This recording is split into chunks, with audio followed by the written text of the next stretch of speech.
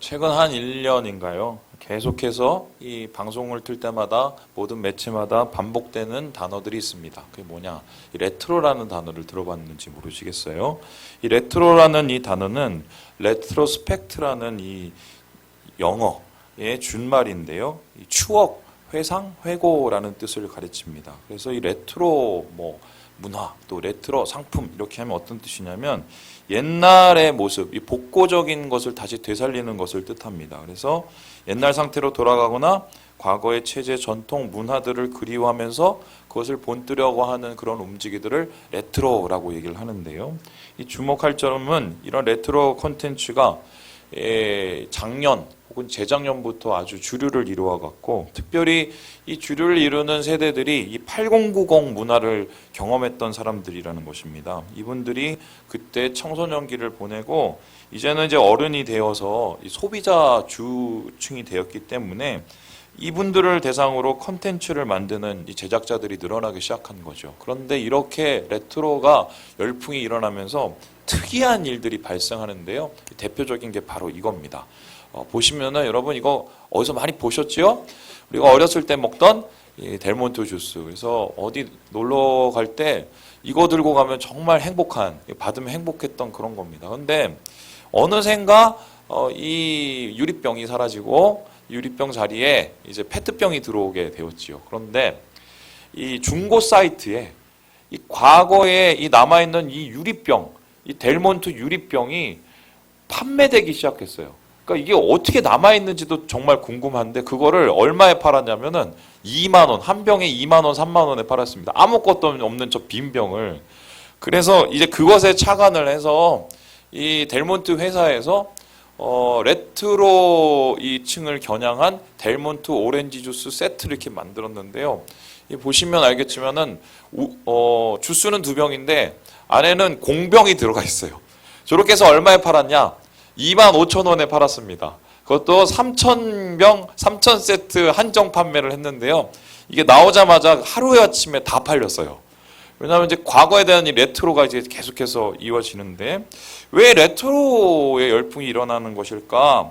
어떤 원인일까? 원인을 한 2가지 정도로 찾자면 요즘에 막 새로운 것들이 많이 나오긴 하지만 이 한마디로 거기서 거긴 거죠. 그러니까 차라리 나는 이 남들과 다른 개성, 그러니까 과거에서 그런 개성을 찾고 싶다는 그런 유행을 되짚는 이 트렌드에서 비롯됐다고 할 수 있고요. 2번째는 뭐냐면 지금 사는 오늘이 너무 힘든 거예요. 현실이 너무 힘드니까 내 뒤돌아보면서 그때가 좋았지. 그때 그렇게 내가 살았지 하면서 과거를 돌아보게 되는 거죠. 그러면 과거를 돌아보면 이 현실을 잠시 잊고 익숙함과 편안함의 마음을 잠시 접어들 수 있기 때문입니다. 그래서 이 교회 역시 이런 레트로의 열풍이 작년에 나타났는데요. 바로 이 대표적인 게 바로 이겁니다. 문학의 밤. 이거 아시는지 모르겠어요. 제가 어렸을 때 제가 5년 동안 따라다니던 누님이 있었어요. 근데 그 첫사랑 누님을 어디서 찾았느냐? 그 교회 문학의 밤에 갔다가 찬양을 부르는 걸 보고 제가 5년을 그분을 좋아를 했습니다. 그런데 그 문학의 밤이 한마디로 우리나라 교회, 한국교회 리즈 시절의 대표적인 문화였죠. 그래서 각 교회마다 문학의 밤 같은 걸 하면은 그걸 보려고 사람들이 막 몰려가고 거기서 여러 가지 일들이 일어났는데 최근에 이 교회에서 이 문학의 밤을 이제 다시 복귀하자는 그런 움직임이 있어서 이런 모습을 통해서 이 한국교회의 부흥의 시절을 추억하는 일들이 많아졌다고 합니다. 그런데 이런 향수에 젖는 것 잠깐의 흐뭇함을 느낄 수 있겠으나 말 그대로 잠깐이지요. 우리가 오래 걸어가야 되는 이 앞길은 꽃길이 아니라 가시밭길에 가깝기 때문입니다. 다음 보시는 통계를 보면 더 확실하게 알 수 있는데요. 이 교단별로 지금 이 통계가 추정치가 나왔어요. 그런데 2018년의 현황을 보면은 이 전체 통계가 다 보시는 것처럼 다 지금 감소세입니다. 그래서 이 128만 명, 거의 130만 명이 줄었어요. 그런데 합동측 우리가 제일 많이 줄었는데 34만 명 정도가 줄었고요. 그리고 통합 측은 30만 명이 줄었고요. 그리고 감리교도 역시 한 30만 명이 줄었습니다. 그 외에 이 작은 교단들 옆에서 보는 것과 같이 동일하게 다 지금 감소세입니다. 특별히 한국 장로교회는 1986년 때 이미 400만 명을 찍었고, 그때 뭐라고 그러냐면 이제 30년 지나면 1000만의 시대가 온다, 장로교 1000만의 시대가 온다 장담을 했었어요. 그런데 2016년, 2017년 이게 넘어오면서 400만도 지금 무너지고 있는 상황입니다. 그래서 막 줄 잡아도 다 끌어모아도 500만 뭐 정도 되는 그 상황. 실제 교회의 출석자 수는 그것도 안 되는 거지요. 장로 교단뿐만 아니라 타 교단 역시 고전을 면치 못하고 있는데, 그런데 여기 올린 이 수치가 정확한 수치가 아니에요. 특히 이제 교세 현황할 때 좀 부풀리는 경향이 있어서 실제상으로는 훨씬 적을 가능성이 많습니다. 그런데 이렇게 교인은 줄었는데 특이한 점이 뭐냐? 목사님들은 늘었어요. 그리고 교회도 늘었습니다. 여러분, 그럼 이걸 어떻게 분석을 하겠습니까?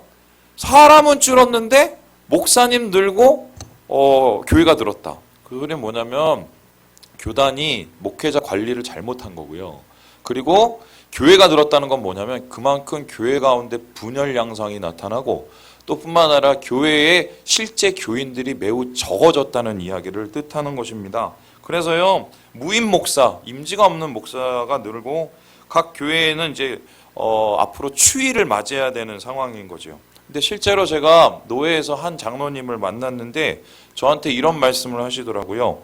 목사님, 이제는 교회가 나뉠 때가 아니라 합쳐야 될 때입니다 라고 얘기를 하더라고요. 그래서 뭔가 우리가 연합하자는 얘기를 하시는 건가? 그래서 귀를 기울였는데 그 얘기가 아니었어요. 이제 무슨 소리냐면, 예전에는 교회가 부흥을 해서 그 목사님들이 교회를 분립시키는 일을 했습니다. 그래서 뭐 1교회, 2교회, 3교회 이렇게 갖고 이제 부목사님들을 이렇게 키워서 분립을 시켜줬는데, 이제는 기존 교회도 줄고 있기 때문에 그러면 안 된다는 거예요. 그럼 어떻게 하느냐? 줄고 있는 교회끼리 교회 두 교회를 합쳐야 되는 시대가 왔다. 그게 여러 가지로 수지가 맞고 이 여러 가지 이 오고 들어감이 맞는다고 얘기를 하시더라고요. 매우 현실적인 얘기고 경제적 논리에 맞지요. 그리고 한국의 내일이 진짜 이럴 수도 있습니다. 하지만 슬픕니다. 왜요? 교회가 생존만 낳고 생명이 사라져 버리기 때문이에요. 교회의 목적은 생존이 아니라 생명인데, 그런데 이런 주작이 계속해서 탄력받는 이유가 뭡니까? 교회가 자산도, 또 교회가 또한 여기 인원도 관리해야 돼. 이 소리는 뭐냐면 우리 안에 이미 패배감, 이 패배주의가 지금 팽배해 있는 거예요. 그래서요, 이런 상황을 보면서 답답하지만 이 한국교회 걱정할 때가 아니라 우리 교회가 해결해야 될 문제도 태산이거든요. 하나님께서 교회를 기억해 주셔서 부흥의 발판을 마련해 주셨지만 아직 갈 길이 멉니다. 그래서 올해 준비하면서 하나님 어떻게 하면 올 한 해를 이루어 가겠습니까? 말씀을 구했는데 하나님께서 이 말씀을 주셨어요. 우리 고린도후서 5장 말씀을 같이 한번 읽어봅니다. 시작. 그런즉 누구든지 그리스도 안에 있으면 새로운 피조물이라. 이전 것은 지나갔으니 보라 새 것이 되었도다. 제가 생각한 게 아니라 같이 기도를 하다가 같이 응답을 받았어요. 우리 교육자들이. 그래서 교회가 새 것이 됐으면 좋겠다는 하나님 말씀. 그러면 나부터 새 것이 돼야겠죠. 새 것이라는 것은 과거의 것과 차별되는 것이고요. 바울은 과거의 것과의 차별을 관계에서 발견을 합니다. 말 그대로 주님과의 새로운 관계가 열리고, 또한 교인과의 새로운 관계가 열리고, 그렇게 새롭게 화목하게 된 교회가 세상을 치유하고 회복하는 것, 이것이 새 것이 되는 것인데요. 저는 오늘 이 일이 우리 가운데 일어나기를 간절히 소망합니다. 올 한 해 우리가 정말 새 것이 됐으면 좋겠어요. 우리 옆 형제 자매하고 이렇게 얘기를 해보죠. 새 것이 됩시다. 그런데 이렇게 말만 하고 우리가 생각만 한다고 새 것이 되느냐? 그것은 아니죠. 이를 위한 준비가 필요하고 노력이 필요하지 않겠습니까? 그래서 오늘 우리는 본문 속에서 이런 새로운 일을 이루시는 하나님의 강한 의지를 엿보게 되는데요. 우리 함께 19절의 말씀을 같이 한번 읽어보도록 하겠습니다. 19절 말씀입니다. 시작. 보라 내가 새 일을 행하리니 이제 나타낼 것이라. 너희가 그것을 알지 못하겠느냐. 반드시 내가 광야의 길을 사막의 강을 내리니.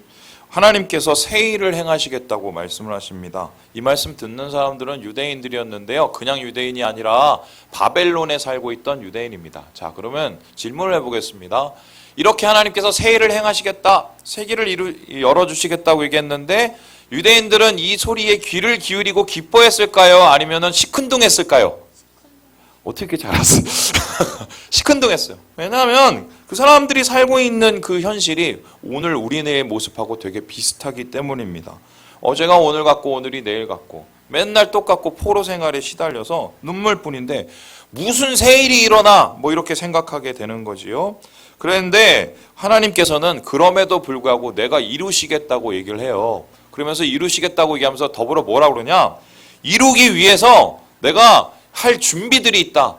너희에게 새 길을 열기 위해서 내가 꼭 할 것이 있다. 라고 하면서 우리를 준비시키겠다고 말씀하십니다. 그러면 새일 하나님의 새로운 길이 열리기 위해서 우리가 꼭 우리 가운데 준비하고 우리 가운데 계획해야 될 것은 무엇인가? 저는 이것을 세 가지로 오늘 정리해서 여러분과 나누려고 합니다. 우리 같이 한번 읽어보도록 하겠습니다. 시작!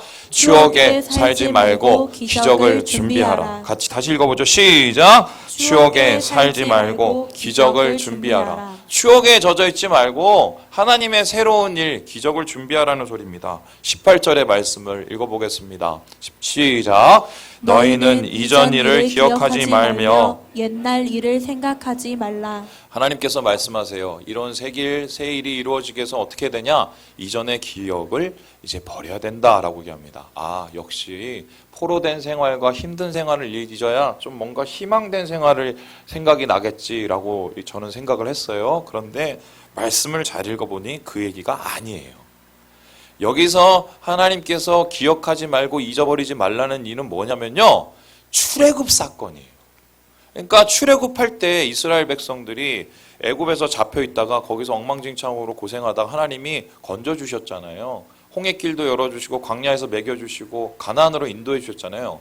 그러면 어떻게 보면은 이 출애굽은 이스라엘 백성에선 잊지 못할 은혜의 시간이자 절대로 그들 가운데 잊어서는 안 되는 가능성이고 소망이었단 말입니다. 그런데 하나님께서는 야, 잊어버려.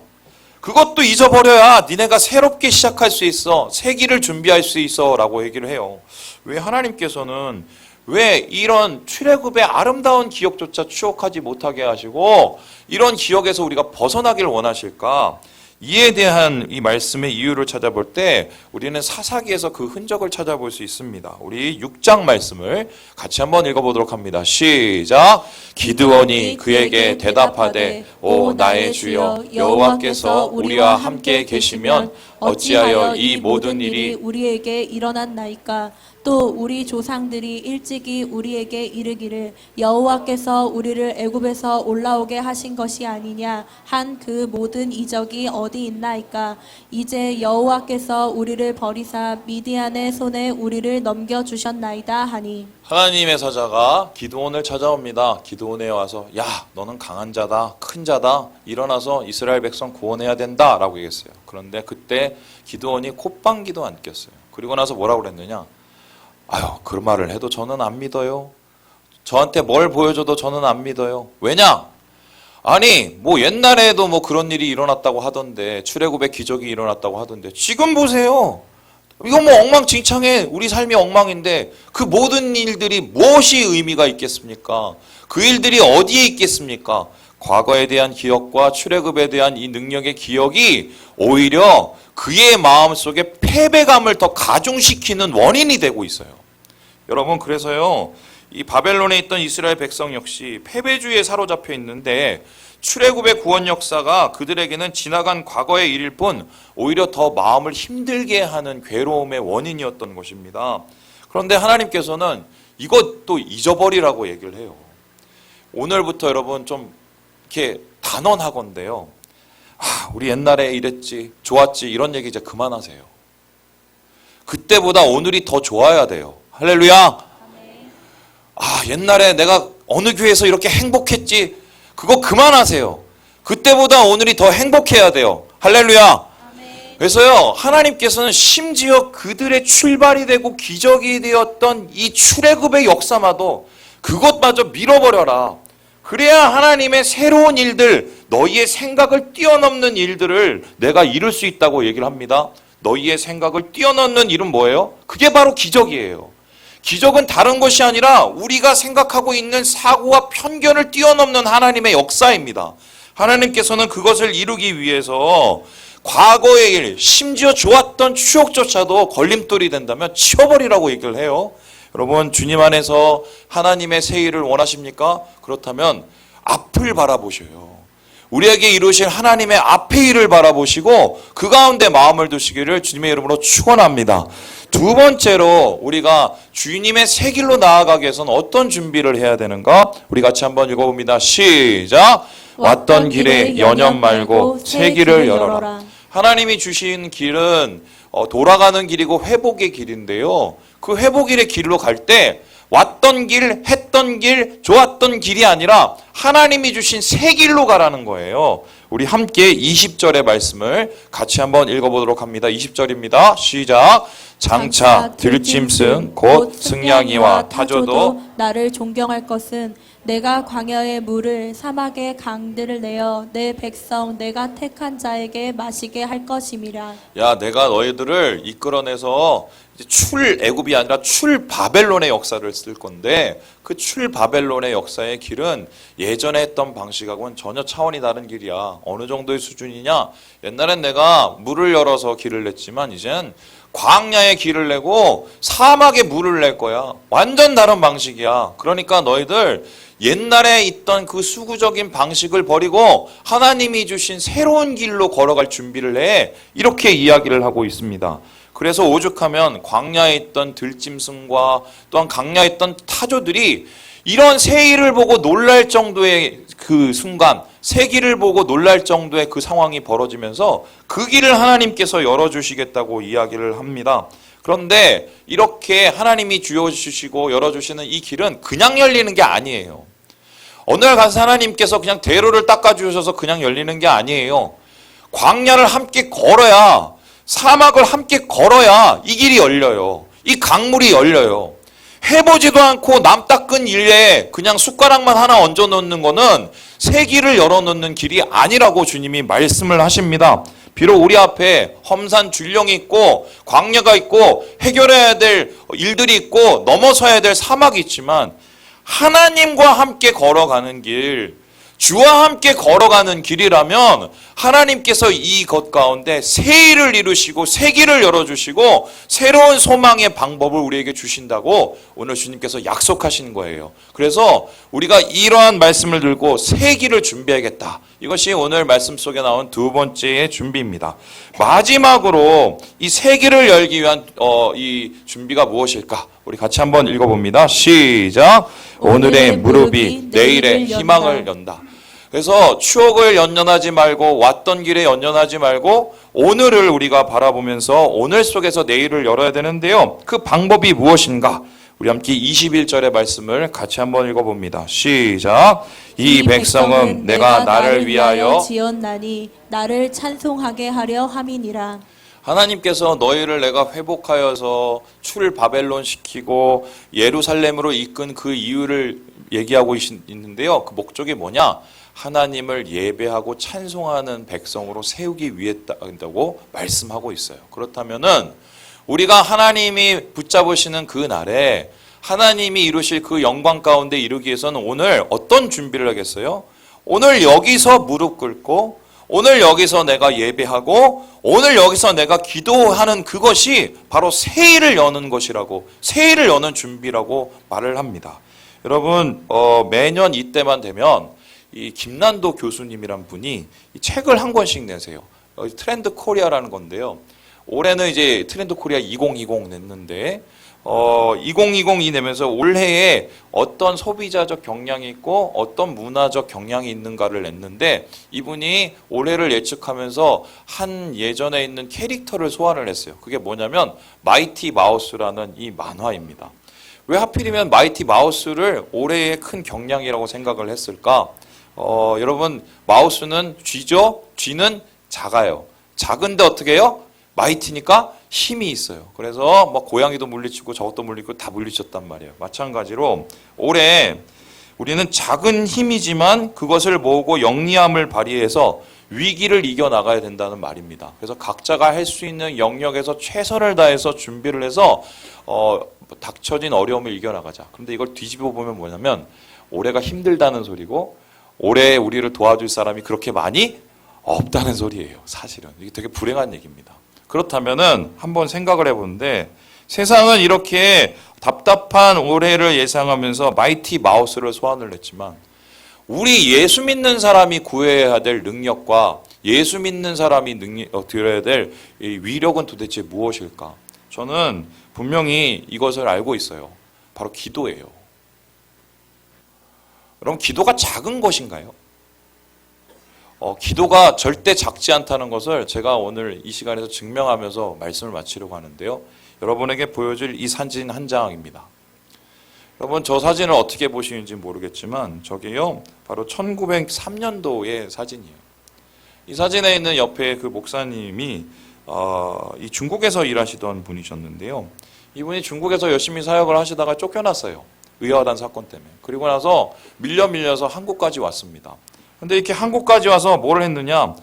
이 한국의 사람들과 사정들을 보면서 와, 이 한국에 하나님의 부흥이 있었으면 좋겠다는 생각을 했어요. 그런데 어떻게 이 부흥을 이뤄야 될지를 잘 알지 못했어요. 그리고 나서 뭘 했느냐? 할 수 있는 오늘의 최선과 능력을 구했는데 사람들끼리 모여서 작은 기도회를 가지기 시작했습니다. 맨 처음에는 몇 명 안 되는 분들이 8월 24일부터 일주일간 기도회를 했는데요. 이 기도 가운데 불이 나타난 거예요. 작은 기도 가운데 소망의 불이 나타나는 거예요. 그래서 이 기도가 일주일에 그치지 않고 계속해서 이어져서 몇 달 동안 계속됩니다.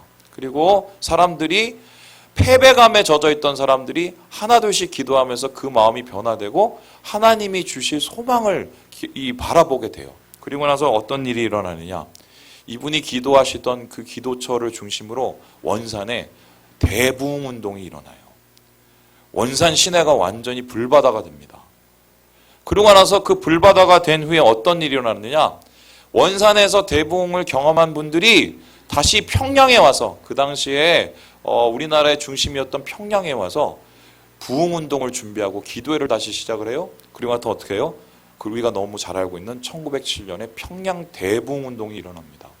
회개의 역사와 성령의 역사가 일어나죠. 그리고 1907년 후에 이 평양 대부흥운동은 남한으로 거쳐지고 목포에까지 이르러서 우리나라를 변화시키고 복음으로 새 소망을 찾게 되는 큰 역사를 만들게 되는 거죠. 그게 어디서부터 시작됐다고요? 한 사람의 기도의 무릎에서요. 그것도 중국에서 쫓겨난 패배왕에 적은 이 한 사람의 무릎의 기도에서부터 시작을 했는데 하나님이 이 작은 기도를 통해서 큰 일을 행하셔서요. 말씀을 마치려고 합니다. 여러분 2020년에 새 일이 일어나기 원하십니까? 하나님이 새 길을 인도해 주시기 원하세요? 그렇다면 이제 과거는 잊으시고 하나님 안에서 새 일을 준비하셔야 됩니다. 그 새 일을 준비하시는 방법, 하나님께서 주실 것을 소망함으로 내가 오늘 이 자리에서 무릎을 꿇는 것. 제가 보기보다 디테일이 되게 강한 사람인데요. 뒤에 있는 이거 현수막을 제가 한 달 동안 준비를 했습니다. 근데 이 현수막의 포인트가 어딘 줄 아세요? 보이세요?